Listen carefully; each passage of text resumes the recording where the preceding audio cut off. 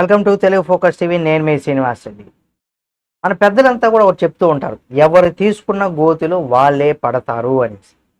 ఇది ఎక్కువగా ఇటువంటి సందర్భాలు చాలా మందికి మీ జీవితంలో కూడా ఎదురయ్యలేదని దానికి సంబంధించి కూడా కామెంట్ రూపంలో తెలియచేయండి. అంటే ఇప్పుడు అది నిజమే అనేది కూడా మరోసారి కూడా ఇక్కడ కనిపిస్తుంది.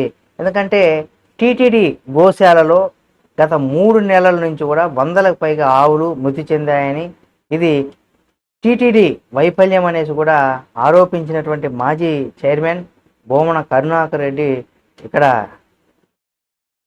ఎరకపోయి, అంటే ఎరిగించడానికి వచ్చి ఎరకపోతున్నారని కూడా చెప్పుకోవచ్చు. అంటే ఈ విషయం పైన, ఈ విషయంలో ఆయన చేసింది ఇప్పుడు రాజకీయంగా భూమనకు మరింత ఇక్కడ బుక్ అయిపోతున్నారు అనేది విధంగా కూడా తయారైంది. నిజంగా ఆ విధంగా పరిస్థితి ఉందా అంటే అవుననే సమాధానాలు కూడా వినిపిస్తున్నాం.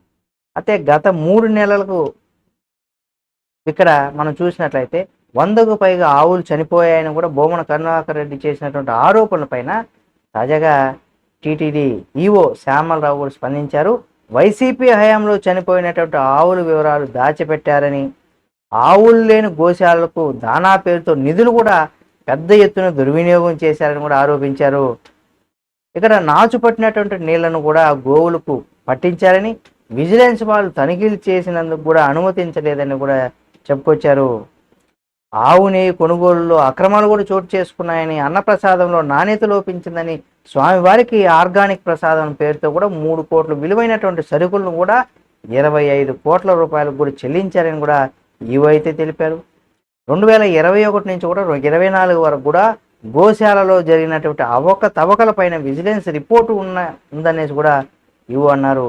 అంటే గత ప్రభుత్వ హయాంలో అవినీతితో పాల్పడినటువంటిది కూడా పక్కా ఆధారాలు కూడా ఉన్నాయని, మరిన్ని బయటకు లాగే ప్రయత్నం కూడా చేస్తామని కూడా చెప్పడం జరిగింది.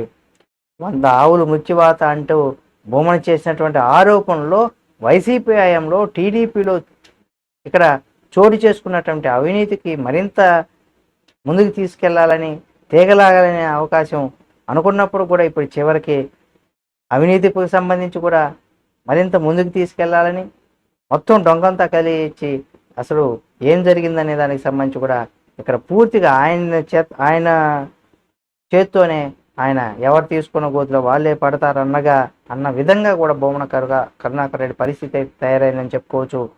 అదే కనుక జరిగితే భూమన కరుణాకర్ రెడ్డితో పాటుగా కొంతమంది టీటీడీ అధికారులు కూడా ఇక్కడ బుక్ అయ్యేటువంటి అవకాశం ఉంది. మరి నిజంగా ఏం జరుగుతుంది ఏమనేది కూడా చూద్దాం. ఈ వీడియో మీకు నచ్చితే లైక్ చేయండి. మరిన్ని వీడియోల కోసం మన Telugu focus TV channel subscribe చేసుకొని పక్కన ఉన్న బెల్ బటన్ ఒకటి మాత్రం మర్చిపోకండి.